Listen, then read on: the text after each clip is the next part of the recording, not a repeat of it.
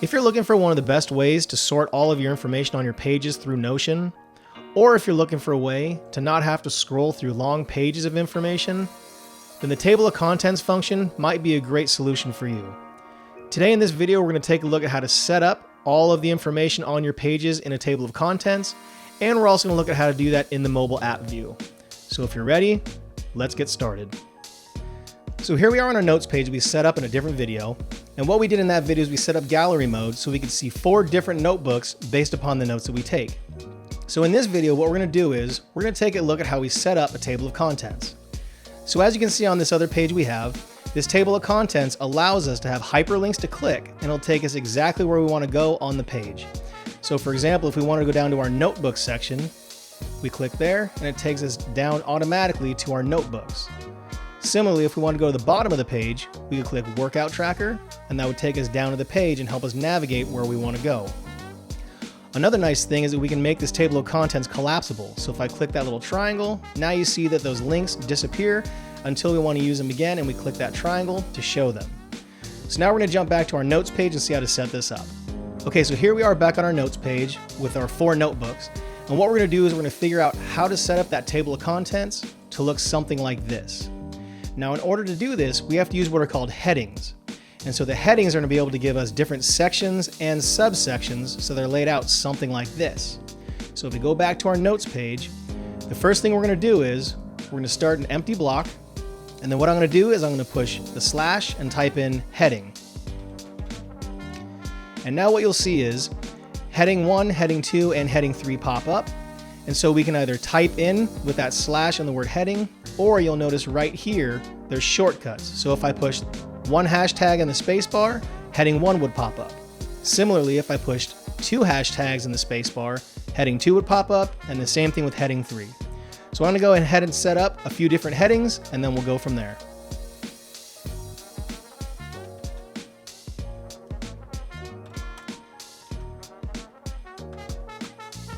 Okay, so now we've got our 3 headings set up. And so once we've done this with our headings and we put in information, it'll end up looking something like this. So to give an example of that with a visual representation, what I'm going to do is I'm going to go ahead and duplicate these notebooks and then put those into each heading so we can get a visual representation of what that looks like. All right, so here we are now, and what I've done for instructional purposes, I've taken all 4 of these notebooks and I've spread them out throughout the page. So this portion right here is all of the notes that we have. You can see all the different notebooks. This section is specifically for Notion notebooks, for YouTube notebooks, for Ideas notebooks, and for the school notebook. And as you can see, there's a lot of scrolling involved once we're using this layout.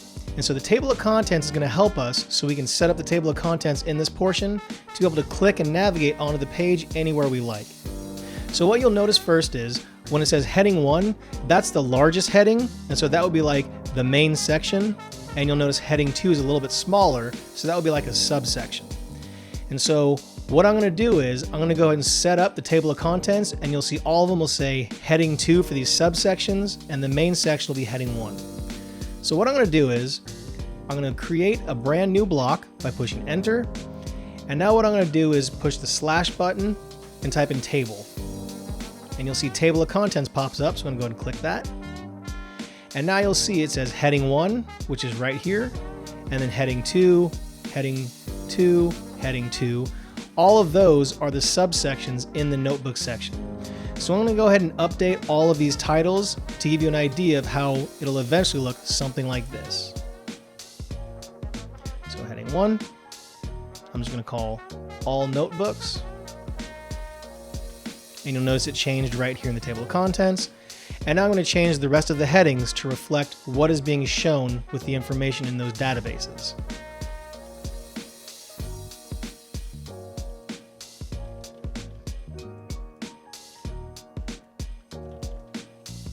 So now here we are, and you can see that in this table of contents, all of these links will take us on the page to wherever we want to navigate to. So if I wanted to go to the school notes on the very bottom, I'm just going to go ahead and click school notes. And now you can see it took us down and navigated us exactly to where we were looking to go. So that's the power of the table of contents. And then one more thing I want to do is similar to this page, I want to be able to collapse the table of contents so it doesn't take up all that space. When you're on the web version, having your table of contents showing isn't so much of a big deal. But once we look at the mobile view, that's going to change, and you'll see how collapsing this table of contents will actually help us be more efficient when we're using the mobile app. So what I'm going to do is go back to the notes page, and I'm going to create a new block, and then right here I'm going to type /toggle. And what I'm going to do is click toggle list, and now you'll see that little triangle pops up. When it's pointing to the right, that would be if the information is collapsed, and when it's pointing down, that would be it's showing all the information. So just like we did here, when it's pointing to the right, table of contents is collapsed, and then we click it down, everything shows. So I go back to the notes page, and the way that we get all this information into that toggle switch, what I'm going to do is left click on those 6 dots to the left of all notebooks. I'm going to drag that into the toggle section, and you'll notice that blue bar goes all the way to the left, and then once I shift it up into the toggle section, that blue bar only goes as far left as the word toggle. I release it, and now you can see that all of these sections in the table of contents are in that toggle box. So now here I'm just going to title this table of contents, and then we'll see what it looks like. All right, so now we've got our table of contents, and what you'll see is we can go ahead and collapse everything, and that table of contents portion will help us navigate wherever we need to go within the page. Okay, so here we are back on our notes page, but now we're looking at the mobile app view.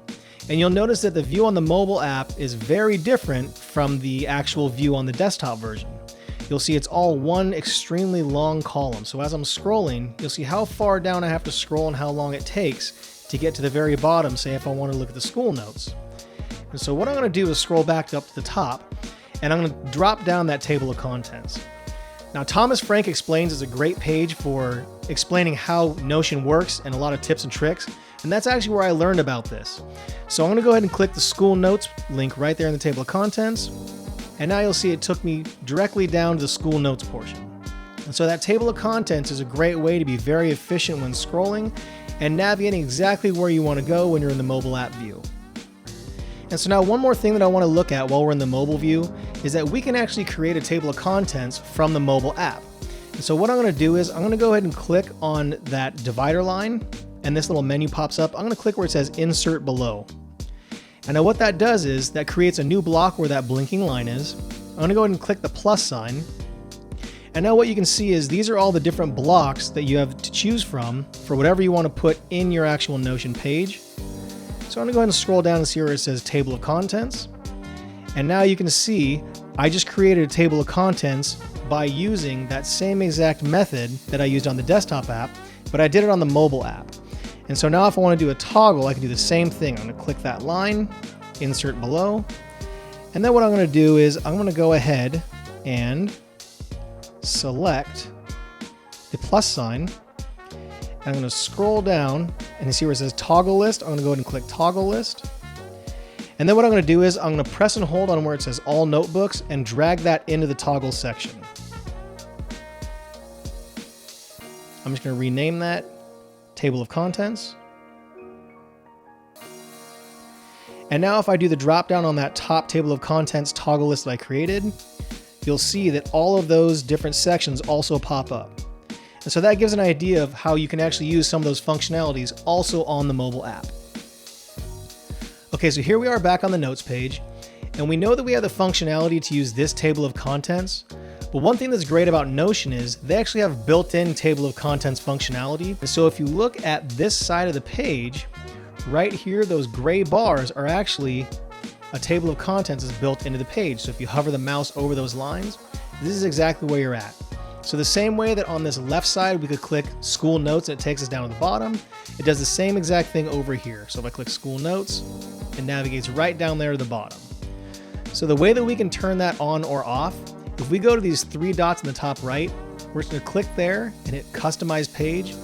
And now you'll see that this Table of Contents option has a toggle switch. So if you focus right here on these gray bars, if I turn that off, you'll notice that the Table of Contents went away. So if I hover my mouse, there's nothing. But then if I go back to that setting and I go to Customize Page, I turn the Table of Contents toggle back on.